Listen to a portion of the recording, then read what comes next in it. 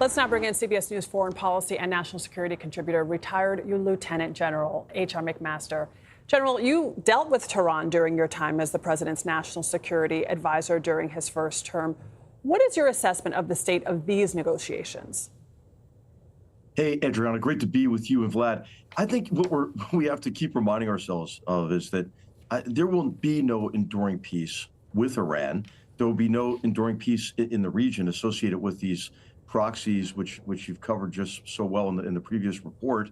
And there will be no safety for the Iranian people until there's a fundamental change in the nature of the Iranian government, such that it rejects kind of this revolutionary ideology, and what is associated with it is this sort of permanent hostility to the United States, Israel, and its Arab neighbors.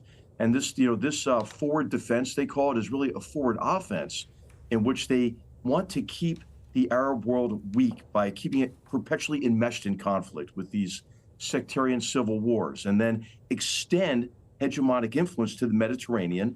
And as your Lebanese analyst just mentioned, surround Israel with a ring of fire, destroy Israel, and kill all the Jews. I mean, that's really what they want to do. So I guess the big question for us to ask is, has there been a fundamental change in the nature of the government such that it better reflects the attitudes and the aspirations of the Iranian people? If the answer to that is no, what we're going to see is, kind of a diplomatic dance here that'll end in sort of some kind of a new phase in the 47-year-long war.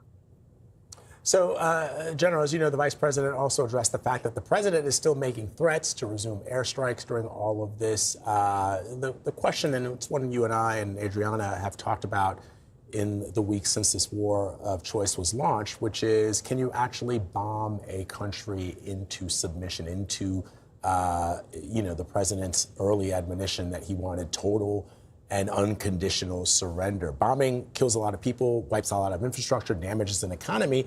But in the wake of all of this bombing that we've done, Iran still seems to be holding some of the levers. Well, I think, from the president's perspective, especially given his business background, he's probably thinking, like, how the heck wouldn't they make a deal? It's in their interest to make a deal because I could inflict more economic pain on them. I could cause further loss to their tools of repression. This is the Islamic Revolutionary Guards Corps, their leadership generally, and the Basij. I could reduce further their ability to regenerate the missile drone strike complex. But from the Iranian perspective, it is like a revolutionary, not a real estate mindset. It is this deep belief in this messianic kind of this mission that they have to gain hegemony in the Middle East, but also that again this hostility toward the great Satan, right, the United States. So what President Trump is trying to do is to integrate the threat of military force with diplomacy, and that makes sense. I mean, George Shultz, who was here with us at the Hoover Institution until the age of 100, he had this great observation. He said that negotiation is a euphemism for capitulation unless the shadow of power is cast across the bargaining table.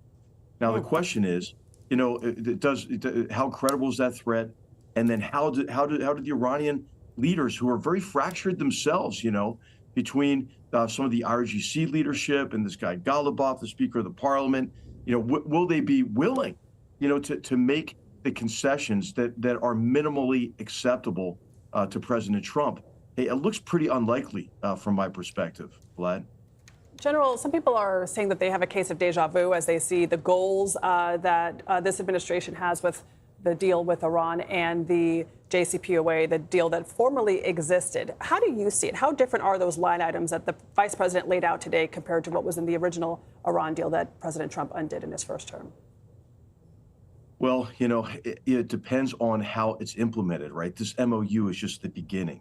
So the problems with the Iran nuclear deal were many. First of all, it gave them sanctions relief that filled their coffers. And of course, we know where that money went. That money went right to their proxies and terrorist organizations in the region. And that's what helped build up that ring of fire around Israel that Iran, Hamas, Hezbollah lit on October 7th, 2023. And so we know that we don't want cash flow to go back into the regime. We'd have to see that it's not going to proxies.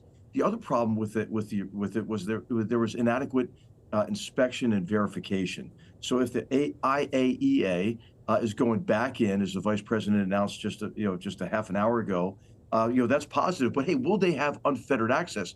When the JCPOA was signed in 2015, the next breath from Iranian officials was, oh, and here are all the places you can't take a look at. No military bases, for example. And then, of course, it didn't include missiles and in the agreement. And we saw that's a big deal, right? Because Iran fired missiles at 14 countries at the outset of this conflict. So can there be an agreement that addresses some of those fundamental deficiencies, also including kind of the sunset clause?